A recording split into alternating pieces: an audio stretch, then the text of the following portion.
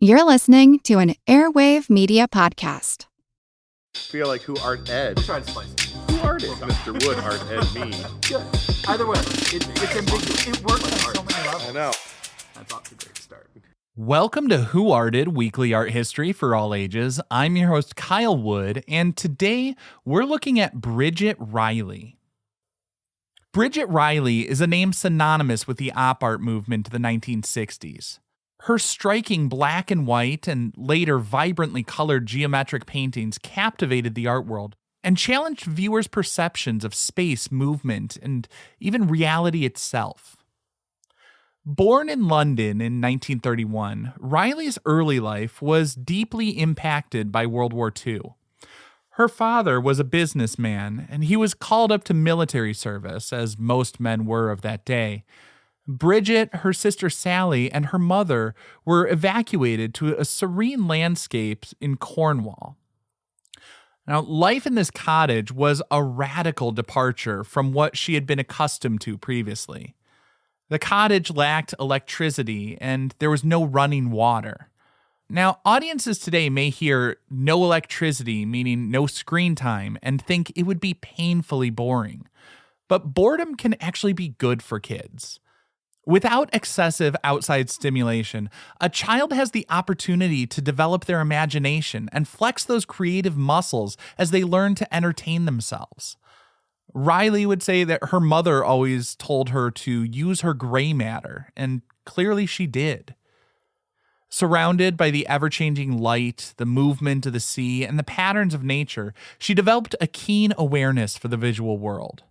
She would later describe this time as one of intense observation, stating, quote, "I used to walk along the beach and watch the changing light, the changing colors of the sea, and the movement of the clouds.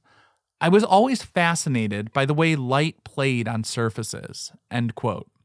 These early experiences laid the groundwork for her future artistic explorations, where the interplay of light, color, and form would become central themes.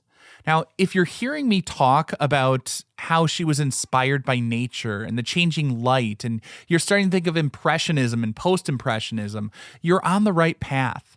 As a child, Riley was inspired by the great Post-Impressionist painter Georges Seurat. Seurat's pointillist technique and his scientific approach to color theory had a significant impact on her artistic development, particularly during those formative years. Riley meticulously studied Seurat's paintings, making detailed copies, including one of his Bridge at Cornwall. Through this process, she absorbed his understanding of optical mixing, where small dots of pure color are perceived by the eye as blended hues when viewed from a distance. This exploration of how colors interact visually and how the eye can be manipulated to perceive movement and vibrancy would later help her move towards creating works that actively engage the viewer's eye and challenge their perception of reality. Riley would later say how she loved that Seurat's work had the viewer as a participant in the piece, how they had to actively step back to see it, and she wanted that sort of active engagement in her own work. After the war, Riley's family returned to Lincolnshire. She attended Cheltenham Ladies' College, a prestigious boarding school where her artistic talents were recognized and nurtured. Her art teacher, Colin Scott, a painter himself, encouraged her to develop her observational skills and explore different media. Riley excelled in drawing and painting, often spending hours sketching from life. Scott pushed her to go beyond mere representation, encouraging her to analyze the structure and underlying principles of what she observed. He introduced her to the work of old masters, but more importantly, he introduced her to the idea of capturing the essence of a subject rather than simply copying its appearance. Now, following secondary school, Riley decided to pursue her passion for art formally. She enrolled at Goldsmiths College, a renowned art school in London, in 1949. But her time at Goldsmiths was not entirely fulfilling. The prevailing teaching methods focused heavily on traditional figure painting, while Riley was increasingly drawn to exploring more abstract ideas. She found the rigid structure stifling and felt a disconnect between the academic approach and her own artistic impulses. She, for a while, I guess, even considered abandoning art altogether. In 1952, Riley moved on to the Royal College of Art, hoping for a more stimulating environment. But here, she still struggled to find her voice. The dominant trend at the time was kitchen sink realism, a style that depicted the grittiness of everyday life, which, again, didn't resonate with her evolving aesthetic sensibilities. Despite these struggles, she persevered and graduated in 1955. The years immediately following her graduation were challenging. She worked in a series of odd jobs. She taught art at a school. She also spent some time doing illustration for an advertising agency. Unfortunately, her father was in a serious car accident, leaving him severely disabled. Riley took on the responsibility of caring for him, which, combined with her other jobs, left her little time or energy for her own art. All of this created a tremendous emotional strain and artistic frustration. A pivotal moment came in 1958 when Riley attended an exhibition of the abstract expressionist Jackson Pollock's work at the Whitechapel Gallery in London. Pollock's dynamic gestural paintings, which emphasized the process of creation, had a profound impact on her. She was captivated by the energy and freedom of his work, recognizing a parallel with her own desires to move beyond the constraints of traditional art. I know it can seem kind of strange if you're familiar with both of their works, that the man who was just dripping paint onto the canvas stretched out across the floor of his barn would be an inspiration to the woman who was so careful, precise, and meticulous in her work. But that's what artists do. They take inspiration from all sorts of places and repackage it as something new rather than simply copying what the original source material looked like. One of the things that Pollock did, which Riley adopted in her own practice, was creating work on a massive scale. These gigantic paintings take over a person's entire field of vision. They're a sort of immersive experience, inviting the viewer into the world of the painting. Another significant influence during this period was the work of the Italian futurist painter Giacomo Balla. Riley was particularly drawn to his attempts to capture movement and dynamism on a static canvas. In his paintings, forms seemed to blur and vibrate, suggesting the passage of time and the energy of modern life. Now, taking on all of these different and seemingly unrelated influences, Riley began to experiment with new techniques and approaches. She started creating abstract paintings that explored the relationship between simple geometric forms and the optical effects they produced. This marked the beginning of her transition into what would become known as op art. One of her early breakthroughs came in 1960 with a painting called Pink Landscape. Now, this piece, inspired by the pointillist Seurat, used small dots of color to create a shimmering, vibrant surface. Although still representational, it signaled a shift towards a more abstract and optically focused style. Things really took off from there in the early 1960s. She abandoned color for a period, focusing on the interaction of black and white shapes to create illusions of movement and depth. Paintings like Fall and Current from 1963 and 64, respectively, used carefully arranged lines and curves to produce a sense of instability and visual vibration. These works challenged viewers' perceptions, creating a sense of disorientation, but also a dynamism. When someone looked at these pieces, the images seemed to move or even pulse. Riley's career seemed to take off almost immediately.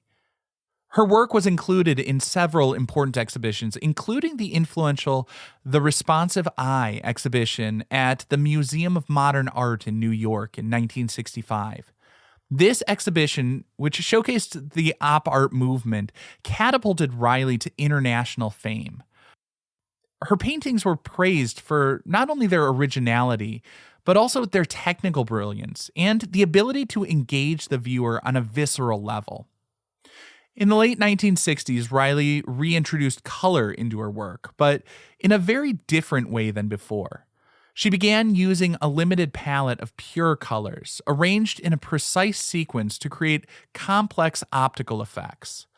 These works explored the subtle shifts in perception that occur when colors are placed next to each other.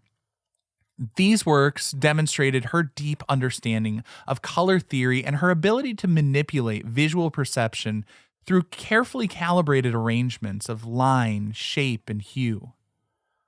Now, after a short break, I want to take a closer look and a deep dive into a specific work, Movement in Squares from 1961.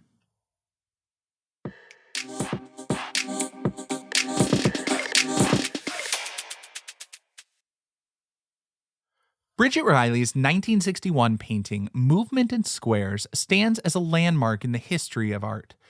It was the moment she truly found her artistic voice, moving away from painting landscapes and figures to create something entirely new. Abstract art that seemed to shimmer and move before your eyes. This kind of art, called op art, short for optical art, was all about tricking the eye and making the viewer question what they were seeing. Movement in Squares was Riley's first major step into the exciting new world, and it continues to fascinate and challenge viewers to this day. The piece is deceptively simple. It's a painting made entirely of black and white squares, arranged in a grid on a square canvas. The canvas itself measures about 48 by 47 inches, so it's a fairly large piece that commands attention. At first glance, it might almost appear like a checkerboard pattern, but as you look closer, something strange starts to happen.